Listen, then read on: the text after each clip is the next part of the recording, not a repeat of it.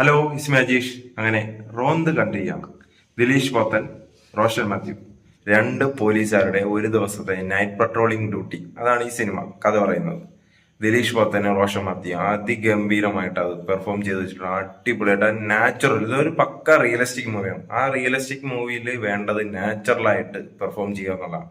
അത് ഇവർ രണ്ടുപേരും അസാധ്യമായിട്ട് പെർഫോം ചെയ്ത് വെച്ചിട്ടുണ്ട്. നല്ല കീട്ടിലെ ഗംഭീര പടം.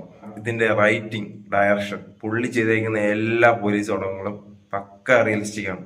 അതിനോടൊപ്പം കടപിടിക്കാവുന്ന അടുത്തൊരു ഐറ്റമാണ് ഇത്. ഷാഹി കബീർ, പുള്ളി കീട്ടിലും ഒരു എഴുത്തുകാരനാണ്. പുള്ളിയുടെ ജോസഫൊക്കെ കണ്ടാൽ തന്നെ നമുക്കറിയാം.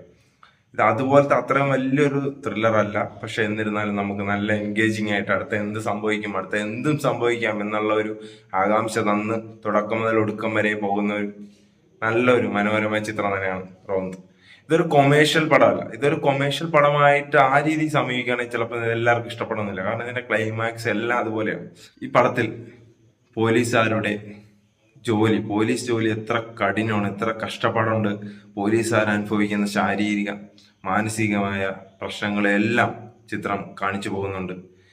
പൊതുജനങ്ങൾക്ക് ഒരു തോന്നലുണ്ട് പോലീസുകാരുടെ ജോലി ഭയങ്കര എളുപ്പമാണ്, ചുമ്മാ AC ഇട്ട് ജീപ്പ് കറങ്ങി നടക്കുന്നൊക്കെ ഉള്ളത്. അങ്ങനെയൊന്നും അല്ല എന്ന് ഈ പടത്തിൽ നല്ല രീതിക്ക് കാണിച്ചിട്ടുണ്ട്.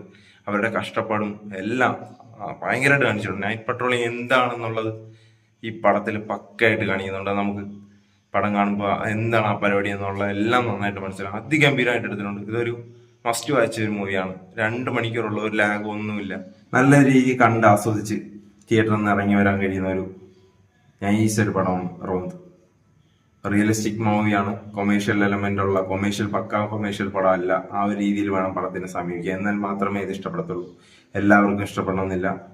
അപ്പൊ അത്രേ ഉള്ളൂ റോന്ത്.